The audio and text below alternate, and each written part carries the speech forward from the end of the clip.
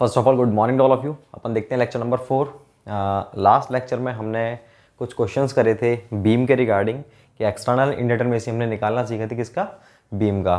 तो शायद मेरे हिसाब से 23 या 24 क्वेश्चंस हुए थे, मुझे कंफर्म ध्यान नहीं है। जो भी है 23 मान लेता हूँ मैं। तो 24 अपन देखते हैं, क्वेश्चन नंबर 24, ठीक है ना। जो भी सीरियल है भैया आप डाल लेना, जो आपका लास्ट सीरियल था ना, अगर 23 था तो 24 डाल लेना, 24 था 25 डाल लेना, ठीक है ना। अपन फ्रेम के कुछ क्वेश्चंस करते हैं, वही एक्सटर्नल इंडिटरमिनेसी कंटिन्यू करते जाएंगे उसी में। तो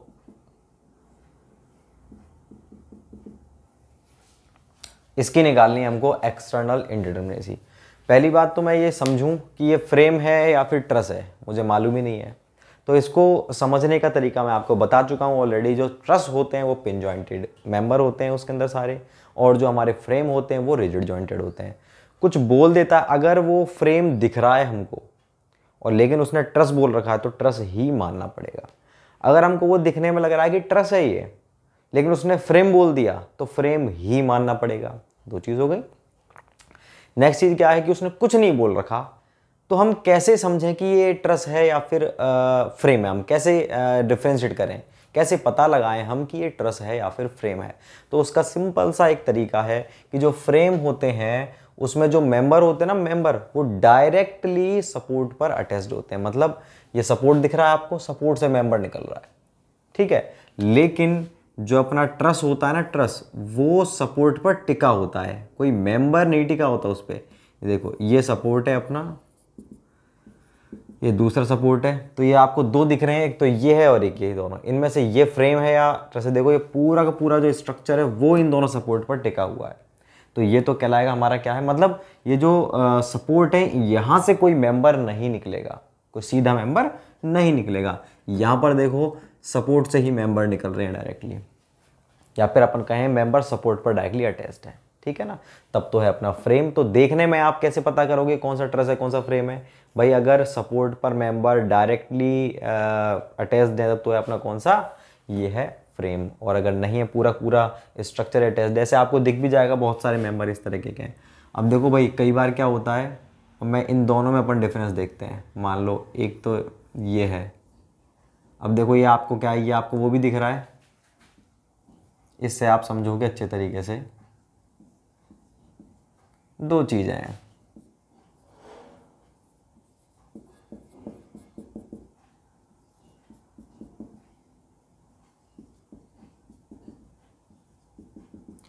इन दोनों में हमको कुछ नहीं दे रखा, तसल्ली से समझना।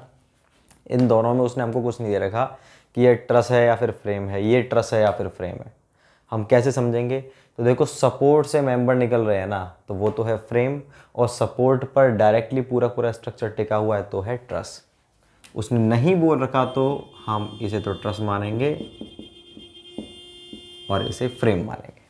सिंपल सी बात है। कैसे समझेंगे, कैसे अपन पता लगाएंगे कौन सा ट्रस है कौन सा फ्रेम है, मैं आपको बता चुका हूँ। लेकिन अगर क्वेश्चन में उसने इसको, इस फ्रेम को ट्रस बोल रखा है ना, तो इसको ट्रस ही मानना पड़ेगा। जो उसने कह दिया वो मानना पड़ेगा, क्योंकि हो सकता है ना कि ऐसा कोई स्ट्रक्चर और यहाँ पर ये सारे मेंबर पिन जॉइंटेड है तो वो ट्रस कहलाएगा। और नहीं दे रखा तो पता है ऐसे लगाएंगे, दे रखा है तो भैया वो मानना ही पड़ेगा, ठीक है ना। इस चीज़ को क्लियर कर लेना, क्योंकि ये कन्फ्यूजन तब होती है क्वेश्चन आ गया ऐसा और उसने ट्रस लिख रखा है और आप उसको फ्रेम की तरह कराए, फिर आप मेरे से जिदोगे सर आपने तो बताया था सर अगर सपोर्ट से निकलने दो तो सर वो फ्रेम कहलाता है। भाई मैंने ये तो बोला था कि फ्रेम कहलाता है, लेकिन अगर उसने अपन को ट्रस बोल दिया ट्रस ही मानना पड़ेगा। ऐसे बहुत बार कन्फ्यूजन्स होती हैं, तो इस चीज़ को यहीं पर क्लियर कर लेना। कुछ नहीं दे रखा तो कैसे पता लगाएंगे, और दे रखा है तो मानना ही पड़ेगा। चाहे उसने अगर इसको बीम बोल रखा है तो बीम ही मानना पड़ेगा, ठीक है ना। और बीम क्या है एक्चुअल में, जो होती है वो फ्रेम को अपन बीम बोल सकते हैं, ठीक है। बीम को अपन फ्रेम बोल सकते हैं, फ्रेम को बीम नहीं बोल सकते, क्योंकि बीम भी क्या होती है, वो भी रिजिड जॉइंटेड होती है, ठीक है ना। इसलिए बीम फ्रेम की तरह अपन ट्रीट कर सकते हैं। तो ये मैंने आपको बता दिया किस तरह से अपन पता लगाएंगे कि ट्रस है या फिर फ्रेम है, ठीक है। अब देखो इस क्वेश्चन में और एक चीज़ कॉमन सेंस की पहले ही थी, क्या थी कि अगर कुछ नहीं दे रखा, प्लेन स्पेस कुछ भी नहीं दे रखा उसने, तो अपन हमेशा प्लेन मानेंगे। प्लेन मतलब 2D मानेंगे, तो 2D ही मानेंगे। अपन को DSE के क्वेश्चन कर रहे हैं अपन, तो DSE निकालते हैं इसकी। DSE बराबर R माइनस आर फॉर्मूला तो अपन को पता ही है। तो तो यहाँ पर रिएक्शन बताओ कितनी होगी, 3 और 3 6 होंगी। 6 माइनस 3 माइनस 0 बराबर 3। कुल मिला के ये जो फ्रेम दिख रहा है आपको रिजिड जॉइंटेड, ये फ्रेम अपना किसकी तरह काम करेगा, बीम के, फिक्स्ड बीम की तरह। तो फिक्स्ड बीम ही है। अगर मैं इसके इन दोनों मेंबर को यूं कर दूं सीधा, तो ये ऐसे ही तो हो जाएगा। और फिक्स्ड बीम की भी कितनी होती है, 3 होती है, और इसकी भी कितनी है, 3 है। तो ये अपना फ्रेम था। ठीक है, नेक्स्ट क्वेश्चन करते हैं 25। यहाँ लिख लेना आप इसको कि अपन ने इसको क्या माना है, दिया नहीं था, हमने मान लिया फ्रेम।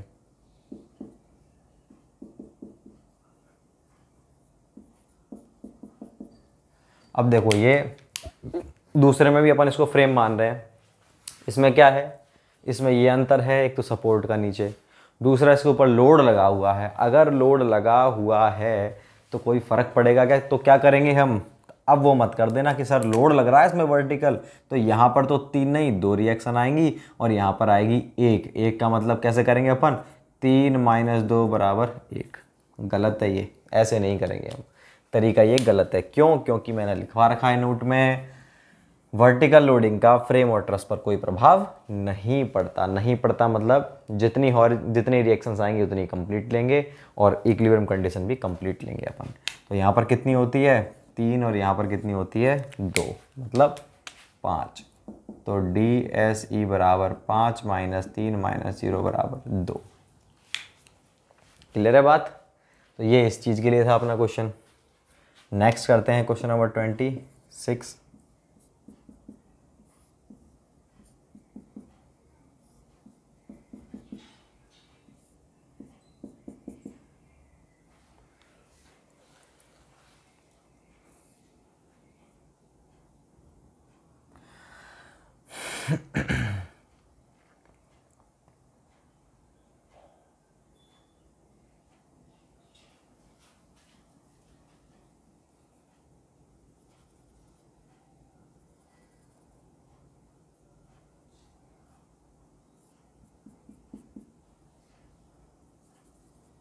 एक ही क्वेश्चन में सारी चीज़ें करवा दूंगा आपको। तो ये तो जॉइंट है हमारा A, B और C। तो देखिए भाई, ये तो ऊपर वाले का था 3 रिएक्शन और 2 रिएक्शन। ये क्वेश्चन दे दिया हमको, तो DSE निकालेंगे हम। अब देखो रिएक्शंस तो मैं आपको डायरेक्टली लिखवा दूंगा। रिएक्शंस देखो, सब पर कितनी हो जाएगी, इस पर हो जाएगी 3 3 6 या 9 चौक 12। तो 12 तो होगी मेरी कैपिटल R, ठीक है ना। अब बात करते हैं अपन इसमें, 12 माइनस क्या करेंगे, 3 करेंगे। 3 क्या होता है, स्मॉल r। अब रह गई बात हमारे किस चीज़ की, वो रह गई रिलीज्ड रिएक्शन। तो यहाँ पर रिलीज रिएक्शन होंगी क्या, बिल्कुल होंगी भाई। तो देखो रिलीज रिएक्शन कितनी होंगी, माइनस RR करते हैं ना हम। तो देखो इस वाले जॉइंट पर कितनी होंगी, इस पर देखो कितने जॉइंट है हमारे, एक कितने मेंबर हैं, 1 2। तो मैंने बताया ना RR को कैसे निकालते हैं अपन, m-1, मतलब जितने मेंबर जुड़ रहे हैं उस हाइब्रिड जॉइंट पर उसमें से 1 घटा दो। 2 जुड़ रहे हैं तो यहाँ पर RR कितना है, RR की वैल्यू यहाँ पर है 1। यहाँ पर कितनी, यहाँ पर कितने जुड़ रहे हैं, 1 2 3, 3 का मतलब 2, इस पर जुड़ रहे हैं 4, 4 का मतलब 3, 1 घटा दो बस। तो ये RR की वैल्यू है, यहाँ पर 3 है, यहाँ पर 2, यहाँ पर 1 है, ठीक है ना। तो मैं यहाँ पर RR लिख देता हूँ आपको, -3 माइनस 3 माइनस 2 माइनस 1। तो आप यहाँ पर लिख लेना, 3 क्या है, RR A पर, और ये RR B पर, और ये RR C पर है। तो आपका कितना आंसर आ गया, DSE बराबर 12 माइनस 3 दूनी 6 3 9, 3 हो गया आंसर। तो इस तरह से अपन निकालते हैं। तो फ्रेम वाले क्वेश्चंस के अंदर आपको RR वाले क्वेश्चंस दे सकता है, मतलब हाइब्रिड जॉइंट वाले क्वेश्चंस दे सकता है। किस तरह से करेंगे, ये इसका सिंपल तरीका है। और करते हैं वही क्वेश्चन, मैं इसे मिटाता हूँ पहले, आप इसको लिखो। तो कुछ नहीं करना था, बस ये ध्यान रखना है आपको, जितने भी मेंबर, अब इसने कुछ नहीं बोल रखा था अपन को, देखो कुछ नहीं दे रखा था, तो मैंने इसको क्या मान लिया था, मैंने इसको मान लिया था 2D फ्रेम मान लिया था। इसने कुछ नहीं बोल रखा था मेरे को, तो मैंने इसको 2D फ्रेम मान लिया था, 2D मानेंगे हमेशा, और ये ट्रस मानूं या फ्रेम मानूं, क्योंकि यहीं से मेंबर स्टार्ट हो रहे हैं। मैं इसे मिटाता हूं।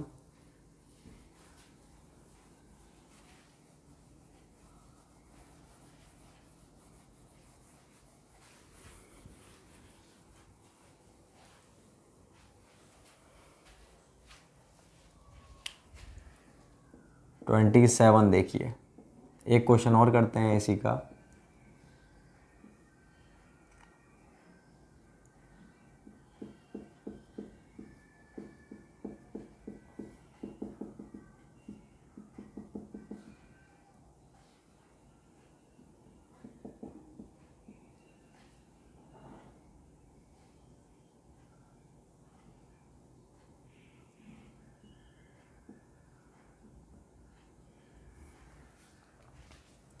यहाँ देखो, यहाँ पर क्या करें, यहाँ पर हमें DSE निकालना है।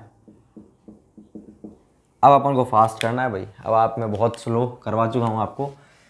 इस पर कितनी होगी रिएक्शन, 3। इस पर रिएक्शन कितनी होगी, 2। क्यों, गाइडेड रोलर है। इस पर कितनी होंगी, 3। तो 3 3 6 7 8, 8 माइनस 3 माइनस, अब रिलीज रिएक्शन बिल्कुल है। कितनी है भाई, इस वाले पर देखो मेंबर कितने, 3 मतलब 2 होंगी। इस पर कितने, 4 मतलब 3 होंगी। इस पर 2 मतलब 1 होंगी। ठीक है ना। तो ये रिलीज रिएक्शन लिख देते हैं अपन, -1 -2 -3। कहाँ से आई ये, आप DSE बराबर 8 माइनस 3 6 7 8 9 -1, और -1 आ गया। कोई दिक्कत नहीं है। -1 का मतलब क्या है कि इसके अंदर एक अननोन है, एक रिएक्शन अपनी, एक इक्वेशन एक्स्ट्रा है। अननोन फोर्स तो है कम और इक्वेशन अपने पास अवेलेबल ज़्यादा है। कितनी ज़्यादा है, एक अवेलेबल एक्स्ट्रा है। ठीक है ना। तो ये अपना सिंपल तरीका है। इसको भी अपन ने क्या मान लिया था, इसको भी मैंने 2D फ्रेम मान लिया था।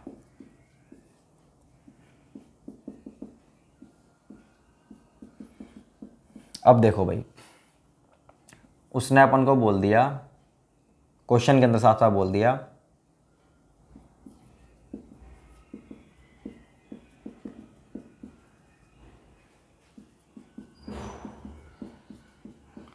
Rigid jointed space truss. तो अब अपन इसको क्या माने, उसने बोला है रिजिड जॉइंटेड स्पेस ट्रस है, इसकी निकालनी है। तो रिजिड जॉइंटेड अपन को केवल जॉइंट पकड़ना है कि रिजिड जॉइंट है मतलब वो फ्रेम है। अब चाहे वो पीछे कुछ भी लिखे, चाहे वो ट्रस लिखे, चाहे फ्रेम लिखे, चाहे बीम लिखे, कुछ भी लिखे, लेकिन उसने रिजिड जॉइंट बोल दिया, इसका मतलब वो फ्रेम ही है। तो एक तो हो गया फ्रेम। अब ये 2D या 3D, तो बोल रखा उसने स्पेस, स्पेस का मतलब 3D। तो अब ये क्या हो गया अपना, ये हो गया भैया 3D फ्रेम। 3D, इसको अपन यहाँ लिख देता हूँ मैं 3D फ्रेम। ठीक है ना। तो ये अपन को पता करना पड़ेगा। क्वेश्चन पढ़ लेना, जहाँ पर भी स्टेटमेंट दिया और डायरेक्टली ऐसा डायग्राम दिया तो कोई दिक्कत ही नहीं है। स्टेटमेंट दे रखा है तो देख लेना। तो 3D फ्रेम को क्या करें अपन, अब ये क्वेश्चन थोड़ा सा चेंज हो गया। क्या चेंज हो गया, हमको मालूम है कि जो हमारा 3D फ्रेम होता है, 3D में फिक्स्ड एंड पर कितनी होती है, 6। इस पर भी 6। तो टोटल रिएक्शन कितनी होगी हमारी, 12 हो गई।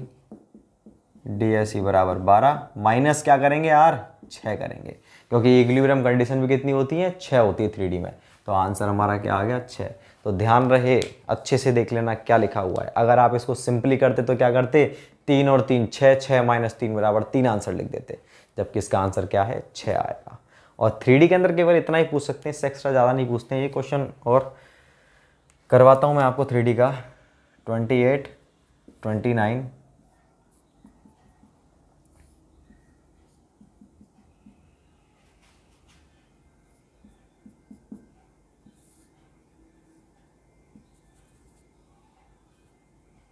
देखो, उसने बोल दिया इस बार कि भैया 3D फ्रेम है, बोल ही दिया है, तब तो कोई दिक्कत ही नहीं है। तो यहाँ पर कितनी हो जाएंगी, 6, यहाँ पर भी 6 और यहाँ पर भी 6। तो ये तो हो गया हमारा DSE बराबर 18 माइनस 6। 18 तो क्या हो गया अपनी कैपिटल R, ये क्या हो गया हमारा small r, minus hybrid joint है क्या, बिल्कुल है। कहाँ पर है, ये रहा। तो भैया यहाँ पर हाइब्रिड जॉइंट, अब यहाँ पर गलती क्या कर देते हैं, क्या कर देंगे, 18 माइनस 6 माइनस हाइब्रिड जॉइंट 2 है तो मेंबर मतलब 1 हो जाएगा, -1 कर देते हैं। -1 बराबर आंसर कितना आ गया 11। 11 आंसर बिल्कुल गलत है। अरे भैया ये 3D फ्रेम है, तो 3D फ्रेम पर हाइब्रिड जॉइंट पर कितनी होती है? तो अगर 3D फ्रेम है तो हाइब्रिड जॉइंट पर 3 गुना हो जाती है। 3D फ्रेम में कैसे निकालते हैं अपन? आर को कैसे निकालते हैं भाई? 3 इंटू एम डैश माइनस 1। तो यहाँ पर कितना है? 3 इंटू मेंबर कितने जुड़ रहे हैं इस पर? 2 -1 बराबर 3। कुछ नहीं करना, ये तो ऐसे निकालते हैं, आपको ऐसे नहीं निकालना। आपको तो बस सिंपली निकालो कितना होता है 2D में इसमें। 2 में से 1 गया, 1 बोलते हो आप, उसको 3 से गुणा करना है, 3D है तो, ठीक है ना। आप वैसे सिंपली क्या करते हैं इसके लिए, आप इस पर 2 मेंबर जुड़ रहे हैं तो 1 ही तो बोलते हो, 1 बोलते हो तो 1 का मतलब 3D वाले केस में 3 से गुना करना है। तो माइनस क्या करूँगा मैं यहाँ पे? -3। 3 कैसे आया? ये कंप्लीट यहाँ लिखा हुआ है। तो अपना आंसर कितना हो गया? DSE बराबर 18 - 9 मतलब 9 आंसर हो गया। मैं इसे मिटाता हूँ। तो ये चीज़ आपको मेरे हिसाब से क्लियर हो गई होगी कि अपन किस तरह से ज्ञात करेंगे इस वाले केस में। कुछ ज़्यादा टेंशन वाली बात नहीं है इसके अंदर। आपको सिंपली क्या करना है? 3 से गुणा करना है, जैसा आप उसमें करते हो ना हाइब्रिड जॉइंट पर रिलीज रिएक्शन निकालने के लिए, सेम यहाँ पर निकालनी है। बस यहाँ पर क्या है? 3 से गुणा करना है और कुछ नहीं करना। अब करते हैं अपन क्वेश्चन नंबर 30। तो 30 में भी आप देख लीजिए,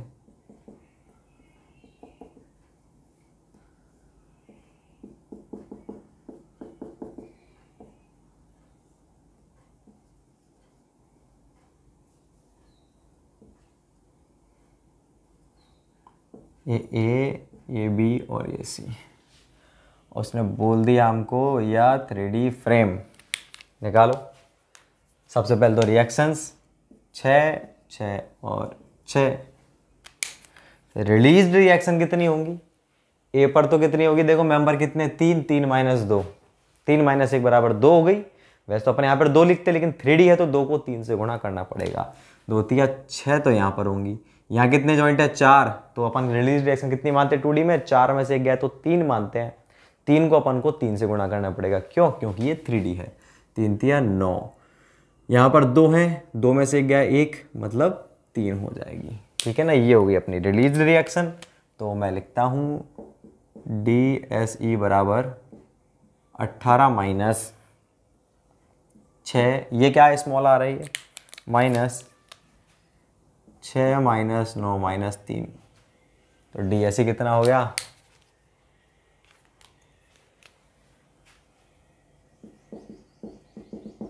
-6। ठीक है ना। तो ये अपना -6 हो गया, तो कोई दिक्कत नहीं माइनस में आने से। माइनस का मतलब क्या है कि अपने पास 3 इक्वेशंस एक्स्ट्रा हैं और अननोन कम है, इक्वेशंस अवेलेबल ज़्यादा हैं।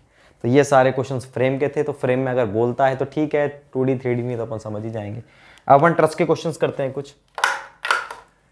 क्वेश्चन नंबर 31 देखते हैं।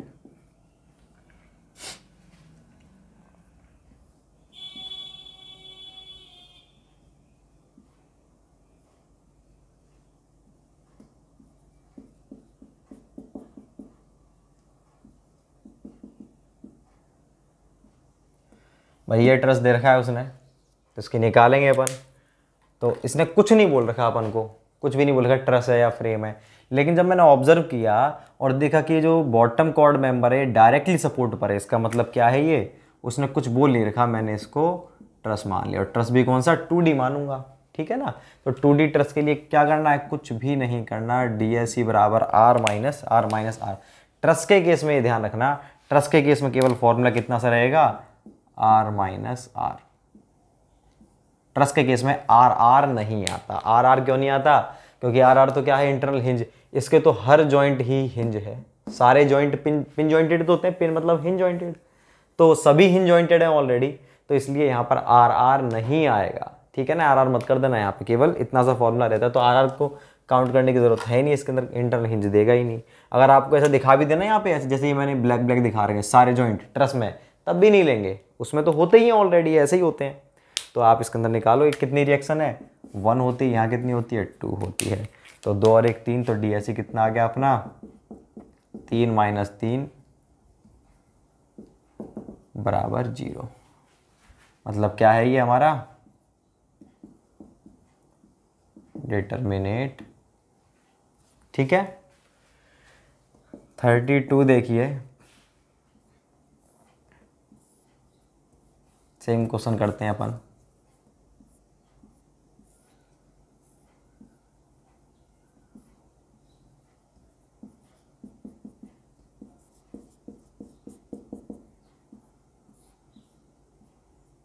इसके ऊपर यूडीएल लग रहा है, पॉइंट लोड लग रहा है 10 किलो न्यूटन। क्या होगा? कुछ नहीं, फ़र्क नहीं पड़ता, 10 लग रहा हो चाहे 20 लग रहा हो, ट्रस मानेंगे इसको अपन। और डी एस क्या आएगा, 3 माइनस 3 बराबर 0। क्योंकि लोडिंग का फ़र्क पड़ता ही नहीं भैया, लोडिंग का फ़र्क पड़ता है ट्रस फ्रेम पर? बिल्कुल भी नहीं पड़ता, इसलिए हमने इसको नहीं माना। ठीक है, नेक्स्ट देखते हैं क्वेश्चन। नेक्स्ट मैं इसे मिटाता हूँ।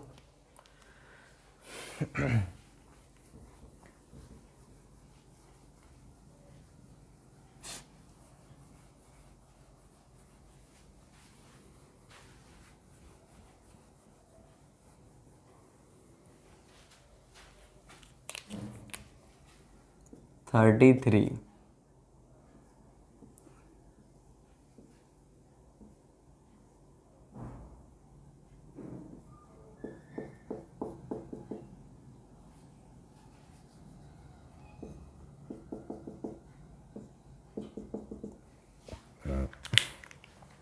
अब ये क्वेश्चन है, इसमें उसने कुछ दे नहीं रखा, तो इसको मैं क्या मानूं, ट्रस मानूं या फिर फ्रेम मानूं?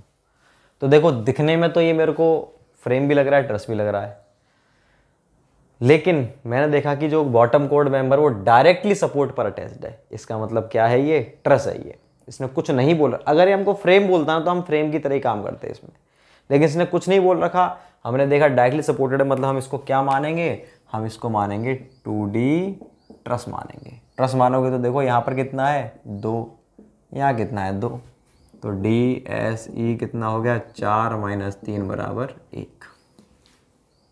कुछ नहीं बोल रखा था इसलिए ऐसा। अब देखो next question.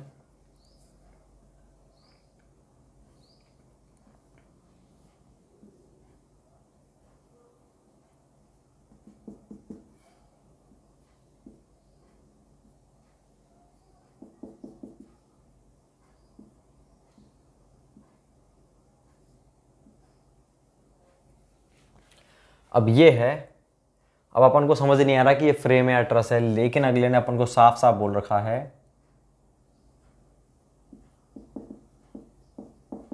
Pin jointed plane. उसने पिन जॉइंटेड प्लेन फ्रेम बोल दिया, तो फ्रेम देखते सब इसको फ्रेम की तरह करने लग गए। हमें करना ही नहीं है। इसने पिन जॉइंटेड बोला है, इसका मतलब ये ट्रस है, और प्लेन बोला है, इसका मतलब तो क्या है, ये है 2D ट्रस है। अब उसने बोल चाहे फ्रेम रखा हो, लेकिन ये क्या कहलाएगा, 2D ट्रस कहलाएगा। 2D ट्रस है तो देखो कितनी कितनी है यहाँ पर, ये फिक्स्ड है, फिक्स्ड पर होती है 3, ये हिंज है, हिंज पर होती है 2, तो कितनी हो गई इस पर हमारी 3 2 5 माइनस 3 बराबर 2। क्लियर है?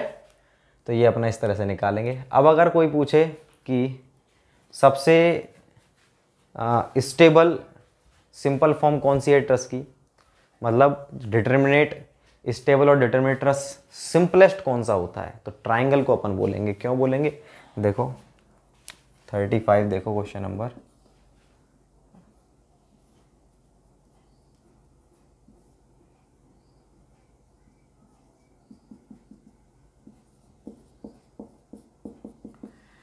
तो ये सिंपल ट्राइंगल है।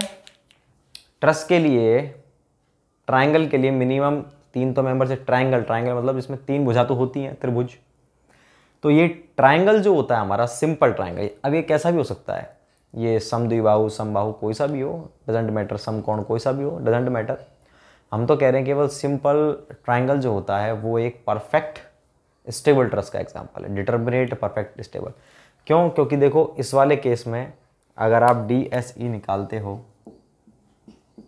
ये अपना, मैं इंटरनल इंडिटर्मिनेसी अपन देखेंगे तब मैं आपको बताऊंगा बेसिकली इसका चलो इसको वहीं पर बताएंगे, इंटरनल के अंदर ही बताएंगे, क्योंकि वहाँ पर अभी आपको मेंबर्स का यही नहीं मालूम, वहाँ पर मेंबर का अरेंजमेंट का यूज़ होता है ना। 35 में कुछ और क्वेश्चन देता हूँ, वहीं पर लिखवाऊंगा इसको मैं।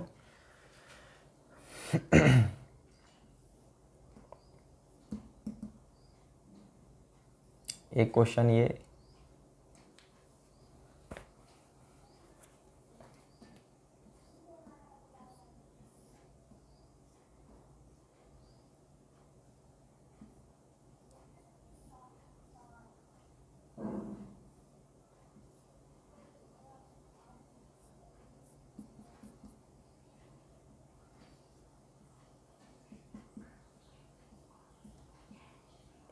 अब देखिए, अभी एक आपको क्या दिख रहा है, मेरे को ये यहाँ से देखूंगा तो मेरे को लग रहा है ये फ्रेम है, ऐसे देख रहा हूँ तो ट्रस है, ओवरऑल इसको देख रहा हूँ तो ट्रस जैसा दिख रहा है स्ट्रक्चर, तो मैं इसको ट्रस ही मानूंगा, कुछ नहीं बोल रखा तो। लेकिन अगले ने अपन को बोल दिया 2D फ्रेम, तो भैया चाहे ट्रस दिख रहा है आपको, चाहे कुछ भी दिख रहा है, तो आपको ये फ्रेम ही मानना पड़ेगा, ठीक है ना। देखने में देखो पूरा वैसे फ्रेम, वैसे ट्रस ही है एक्चुअल में, तो देखो ये दो मेंबर ऐसे ऐसे, तो ये साक्षात ये स्पिन जॉइंटेड मेंबर होते हैं इस तरह के, तो उसने फ्रेम बोल दिया तो फ्रेम ही मानना पड़ेगा, उसको फ्रेम की तरह ही करना पड़ेगा।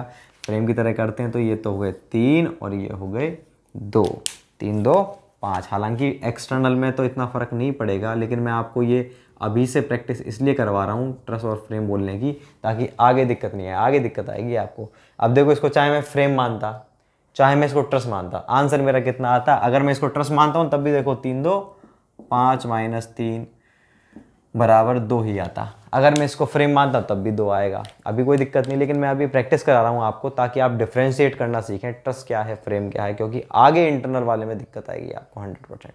वहाँ पर आप में दोनों के फॉर्मूले अलग होते हैं, इसलिए दिक्कत आएगी, ठीक है ना। तो ये अपना क्वेश्चन इस तरह से जो अपने जितने भी कंप्लीट क्वेश्चंस हो सकते हैं, जितने भी टाइप बन सकते हैं एक्सटर्नल पे, मैंने सभी टाइप आपको करवा दिए हैं। इनके अलावा और कोई नहीं आ सकता। इस वाले लेक्चर को और ये जो पिछला वाला जो लेक्चर था, प्लस में ये जो अभी तक मैंने पढ़ाया आपको 35 क्वेश्चंस को, मतलब 1 से लेकर 35 क्वेश्चंस को आपको फिर से रिवाइज करना है तसल्ली से, क्योंकि आगे 4 चीज़ और पढ़नी है। अभी इंटरनल पढ़ना है, फिर स्टैटिक पढ़ना है, फिर काइनेमेटिक, वहाँ पर आप कंफ्यूज होंगे। तो अभी पहले इन सब की प्रैक्टिस कर लो एक बार अच्छे तरीके से। अब अपन इंटरनल पढ़ते हैं, मैं इसको मिटा देता हूँ, फिर अपन पढ़ते हैं internal indeterminacy.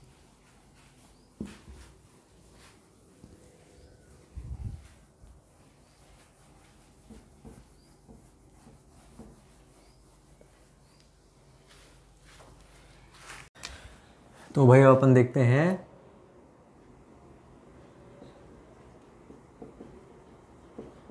Degree of internal indeterminacy.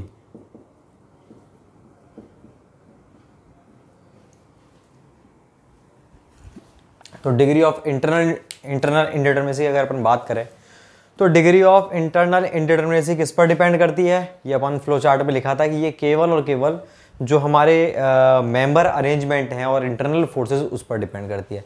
भाई एक्सटर्नल इंडिटरमिनेसी का मतलब किससे था, जो एक्सटर्नल हमारे सपोर्ट थे, एक्सटर्नल हमारे अननोन फोर्सेस थे, उससे था। और एक्सटर्नल अननोन फोर्सेस किस पर डिपेंड करते थे, कौन सा सपोर्ट है, कि वो फिक्स सपोर्ट है या हिंज सपोर्ट है। तो कुल मिला के जो एक्सटर्नल थी वो डिपेंड करती थी एक्सटर्नल फोर्सेस मतलब रिएक्शन पर, ठीक है, रिएक्शन मतलब सपोर्ट पर। और ऐसे इंटरनल किस पे डिपेंड करेगी, इंटरनल फोर्सेस पर। और इंटरनल फोर्सेस किस में होंगे हमारे इंटरनल फोर्सेस, वो होंगे मेंबर्स के अंदर। तो मेंबर का अरेंजमेंट कैसा है, तो उस पर डिपेंड करती है हमारी इंटरनल इंडिटरमिनेसी। तो कुल मिला के अगर मैं कहूँ एक लाइन में, तो हमारे इंटरनल जितने फोर्सेस भी अननोन होंगे वही हमारी क्या है, इंटरनल इंडिटरमिनेसी। तो तीनों की पढ़ेंगे हम, बीम की इंटरनल इंडिटरमिनेसी कैसे निकालेंगे हम, फ्रेम की कैसे निकालेंगे, और ट्रस की। पिछले वाले में तो एक्सटर्नल में तो तीनों का सेम था, चाहे बीम हो चाहे ट्रस हो चाहे फ्रेम हो, कि हमको सपोर्ट देखने थे। सपोर्ट चाहे बीम के हो चाहे ट्रस के हो, तो हम एक तरीके से निकालते थे DSE बराबर R minus R minus R R. लेकिन यहाँ पर तीनों के लिए अलग अलग पढ़ना पड़ेगा हमें। तो पहले अपन इसमें लिखते हैं, यह है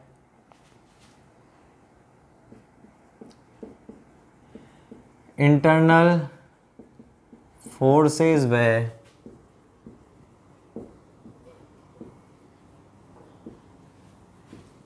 मेंबर अरेंजमेंट पर निर्भर करती है। ठीक है भाई। अब कौन कौन से होते हैं देखो, तो अपन इसमें सबसे पहले पढ़ते हैं किसके लिए, बीम के लिए। तो भैया अगर मैं बीम की बात करूं तो समझो इसको, मान लीजिए मेरी बीम है, चाहे ये बीम है चाहे ये बीम है। अगर मैं एक्सटर्नल की बात करूं तो ये बीम मेरी एक्सटर्नली क्या है, डिटर्मिनेट। क्यों? क्योंकि इसकी DSE कितनी होती है, 0, एक्सटर्नली डिटर्मिनेट है। ये क्या है, इसकी DSE तो होती है 0 और इसकी DSE होती है 3, तो ये है एक्सटर्नली इनडिटर्मिनेट। ये तो एक्सटर्नली इनडिटर्मिनेट है, ये एक्सटर्नली इनडिटर्मिनेट और डिटर्मिनेट।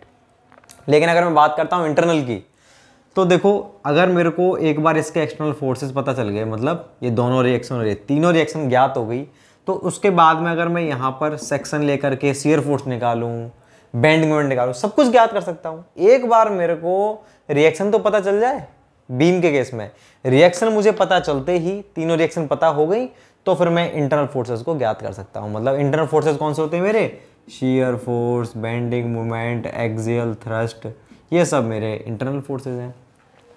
ऐसी अगर मैं इसकी बात करूं तो मैं नहीं देख रहा कि ये एक्सटर्नली इनडिटर्मिनेट क्या है, मैं तो कह रहा हूं आप तो मेरे को इसके जो रिएक्शंस है ना, ये 3 रिएक्शन ये और 3 रिएक्शन ये, मेरे को आप ये 6 रिएक्शन कैलकुलेट करके दे दो और 6 रिएक्शन मेरे को पता चल जाएंगी, फिर मैं इसके इंटरनल फोर्सेस जितने भी हैं, शियर फोर्स, बेंडिंग फोर्स, सब कुछ ज्ञात कर सकता हूं।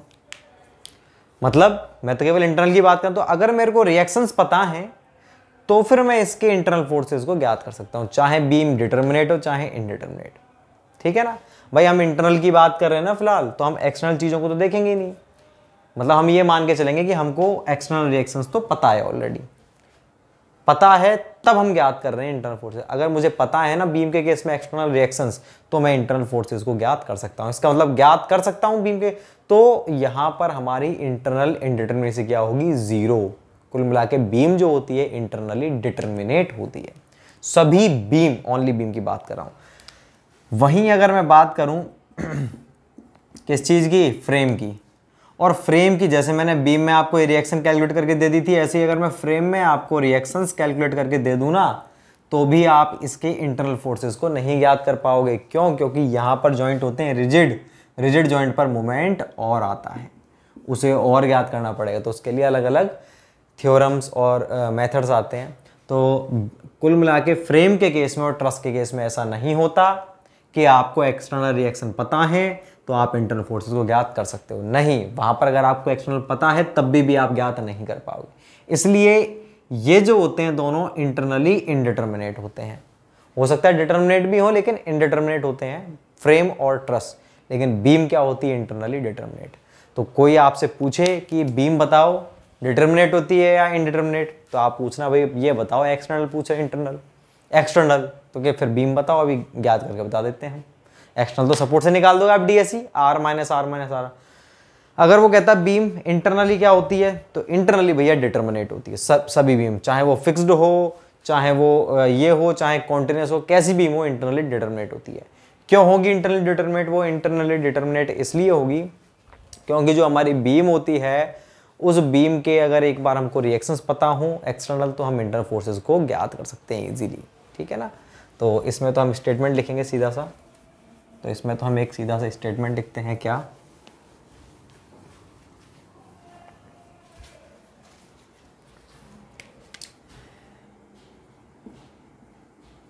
सभी बीम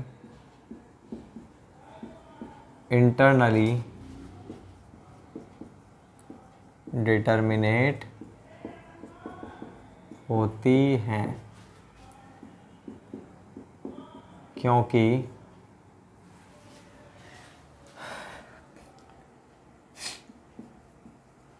बीम की एक्सटर्नल रिएक्शंस पता होने के बाद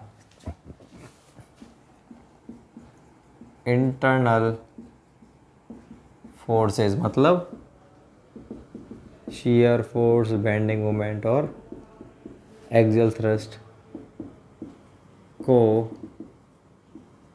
इजीली ज्ञात किया जा सकता है। इसलिए अपनी DSI कितनी होती है बीम की, ध्यान रखना। अब आपको चाहे बीम कैसे बना के दे दे, DSI पूछ रहा है, इंटरनल इंडिकेटर से पूछ रहा है, तो उसकी 0 आएगी। और देखो इसमें भी आप देखो, यहाँ यह इंटरनल फोर्सेज व मेंबर अरेंजमेंट निर्भर करते, तो इंटरनल फोर्सेज तो इसमें अपन ज्ञात कर ही लेंगे। मेंबर अरेंजमेंट की बात करें तो बीम तो हमारी सिंपल स्ट्रेट मेंबर होती है, तो सिंपल है, इसमें कोई दिक्कत ही नहीं है, इसलिए क्या रहती है अपनी डिटरमिनेट होती है। अब हम बात करते हैं बीम का हो गया। अब देखते हैं फ्रेम। फ्रेम में अपन को ज्ञात करनी पड़ेगी, उसमें ऐसे नहीं होती। तो फ्रेम में देखो 2D के लिए तो होता है हमारा फॉर्मूला DSI बराबर 3A, 3D के लिए होता है DSI बराबर 6A। यहाँ पर A क्या होता है,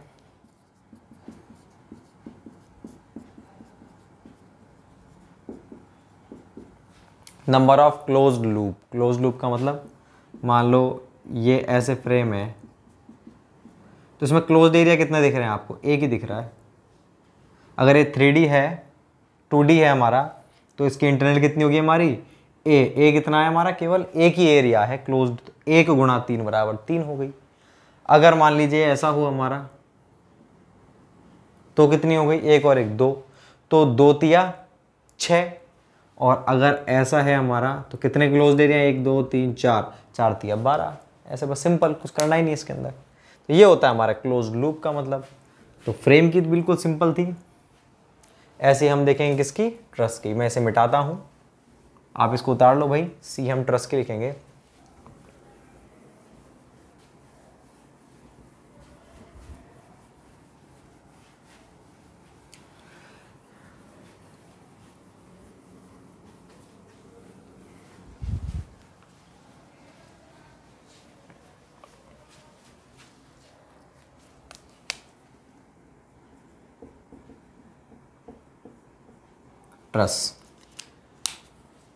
ट्रस में भी अपने वही सीन, 2D की बात करते हो तो भैया DSI बराबर capital M minus 2J minus R।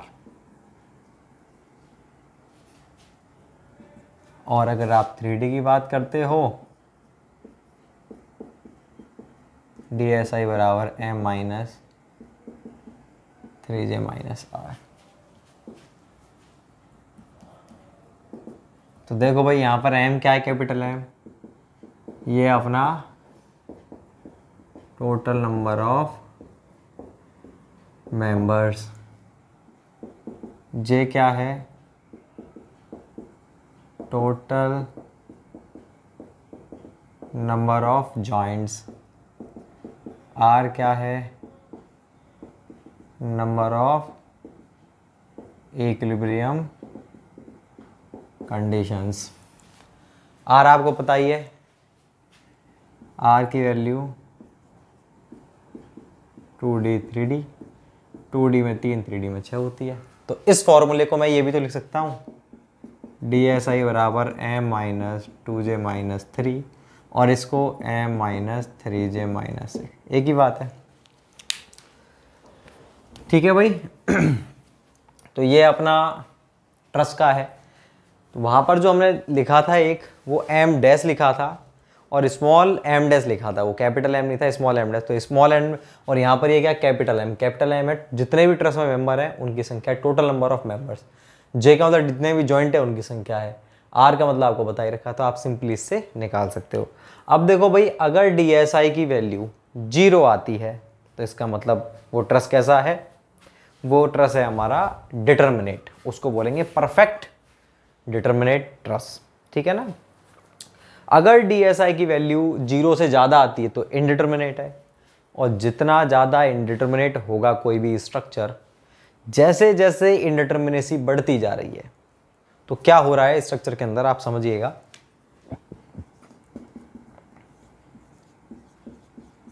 देखो इसमें कितनी है इंडिटरमिनेसी, 0। अगर मैं इसकी बात करूं प्रॉप्ड कैंटिलीवर की तो कितनी है, 1। 3 और 1 4, 4 में से 3 गया तो 1। अगर मैं बात करता हूं इसकी तो है 2। और अगर मैं बात करता हूं फिक्स बीम की तो इंडिटरमिनेसी कितनी है। तो देखो मैं क्या कर रहा हूं, सपोर्ट को बढ़ाता जा रहा हूं। पहले ये था 0 थी, फिर मैंने क्या किया, एक प्रॉप कैंटिलीवर के एंड पर मैंने एक प्रॉप लगा दिया, तो इसकी इंडिटरमिनेसी 1 हो गई। 1 का मतलब अब इसकी एक रिएक्शन कैलकुलेट करना कठिन हो गया। इसमें हिंज लगा दिया प्रॉप की जगह, तो 2 इंडिटरमिनेट हो गए इसमें, मतलब 2 रिएक्शन हो जाएंगी जिनको ज्ञात करना कठिन है। दोनों फिक्स कर दिए तो 3 रिएक्शन ऐसी हो गई जिनको ज्ञात करना कठिन है। कुल मिला के मेरी कठिनाई, कैलकुलेशन की कठिनाई बढ़ती जा रही है, कैलकुलेट करने की कठिनाई बढ़ती जा रही है। लेकिन आप देख रहे हो जैसे जैसे इंडिटरमिनेसी बढ़ रही है, स्ट्रक्चर हमारा उतना ही मजबूत होता जा रहा है। आप देख सकते हो, देखो इसमें ये तो लूज है, ये सबसे स्ट्रॉन्गेस्ट कौन सा है, ये दोनों तरफ फिक्स्ड बीम, उससे हल्का ये है, उससे हल्का ये और सबसे हल्का ये। तो जैसे जैसे इंडिटरमिनेसी बढ़ती है तो हमारी जो स्ट्रक्चर है वो स्ट्रॉन्ग होता जाता है। ये बात आप ध्यान रखना। तो ऐसे अगर मैं बात करूं किस चीज़ की, और अगर 0 से भी कम हो गई, अगर 0 से भी तो कम हमने देखे थे, -1 -2 भी आई थी, 0 से कम है इसका मतलब और भी ज़्यादा स्ट्रक्चर क्या है, वीक। मतलब ये कम होती जा रही थी, स्ट्रक्चर वीक होता जा रहा है। तो कहने का मतलब हम तो 2 क्राइटेरिया देखते हैं कि अगर हमारी इंडिटरमिनेसी 0 से ज़्यादा है, 0 के बराबर, 0 से कम है, 0 से कम, 0 के बराबर 0। अगर 0 से कम है इसका मतलब कमज़ोर है हमारा स्ट्रक्चर, बराबर है तो हमारा ठीक है, परफेक्ट है एकदम। और अगर इससे ज़्यादा है तो क्या है, स्ट्रॉन्ग, मतलब ओवर स्टिफ और ज़्यादा मजबूत हो गया, ठीक है ना। तो ऐसी हम ट्रस की देखते हैं, तो ट्रस की ही देखते हैं हम केवल, क्योंकि ट्रस के अंदर मेंबर अरेंजमेंट कैसे होते हैं, पिन जॉइंटेड, तो उसकी देखना जरूरी होती है। तो ट्रस की अगर DSI की वैल्यू 0 आती है तो हमारा परफेक्ट स्टेबल ट्रस बोलेंगे उसको हम, ठीक है। और अगर इसकी वैल्यू 0 से कम आ रही है तो उसको बोलेंगे डेफिशिएंट। डेफिशिएंट का मतलब वीक, मतलब कमजोर, ठीक है, डेफिशिएंट ट्रस। और अगर इसकी वैल्यू 0 से ज़्यादा आ रही है तो उसको बोलेंगे ज़्यादा मजबूत है वो ट्रस, मतलब ओवर स्टिफ या रेंडेंट, ठीक है ना। तो वो अपन लिखते हैं, उसको मैं नोट में लिख देता हूं। नोट में अपन लिखेंगे if DSI is less than 0, या तो आप कहो DSI 0 से कम है, या आप जब इसको 0 से कम रखोगे तो m की वैल्यू 2j - r से कम। भाई 4-5 तरीके से दे सकता है क्वेश्चन के अंदर, ध्यान रहे। आपको ऐसे बोल सकता है, देखो DSI is equals to m - 2j - r होता है। इसकी वैल्यू 0 से कम, मतलब इस कंप्लीट की वैल्यू क्या हो जाएगी हमारी, m - 2j - r is less than 0, ठीक है। तो ये वाली वैल्यू इधर, तो m is less than 2j - r। चाहे तो मैं बोलूँ DSI इज लेस देन 0, चाहे मैं कहूँ m की वैल्यू इससे कम हो, दोनों का मतलब तो एक ही है। या फिर मैं ऐसा भी कह सकता हूँ, r को इधर ले आऊँ कि m + r की वैल्यू अगर 2j से कम है तो तीनों का मतलब तो एक ही, चाहे मैं ये कहूँ, चाहे मैं ये कहूँ, चाहे मैं ये कहूँ, तीनों का मतलब एक है। वो आप देख लेना, आप तो केवल ये ध्यान रखो 0 से कम करेंगे तो ये इधर चला जाएगा बस। तो अगर इसकी वैल्यू कम है, DSI इज लेस देन 0, या मैं कहूँ m is less than 2j - r, तो ट्रस क्या कहलाएगा हमारा,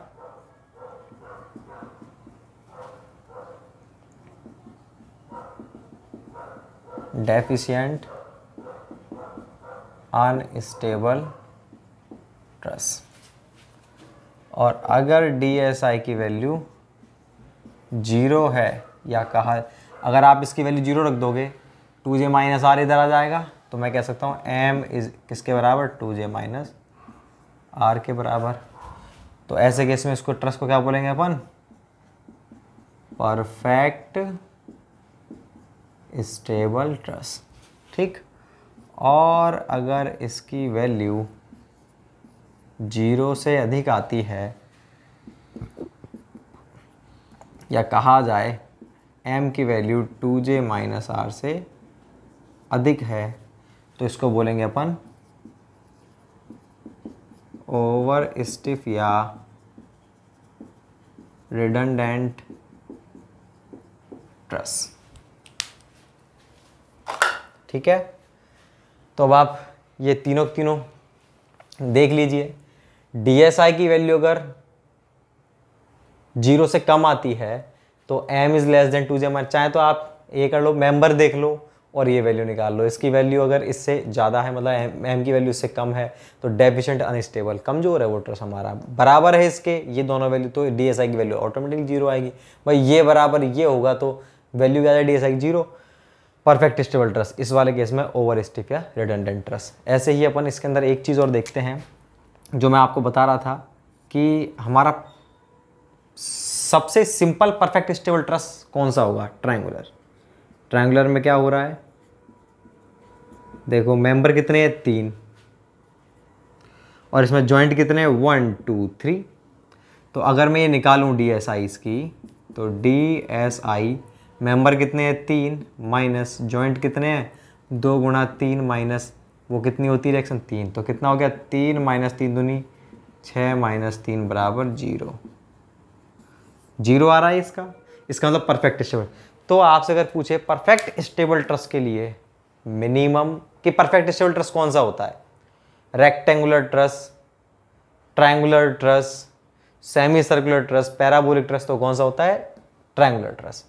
और या आपसे ये पूछ सकता है परफेक्ट स्टेबल ट्रस के लिए मिनिमम कितने मेंबर की आवश्यकता होगी, तो 1 2 3। ठीक है ना, तो वो भी अपन यहीं पर लिख देते हैं।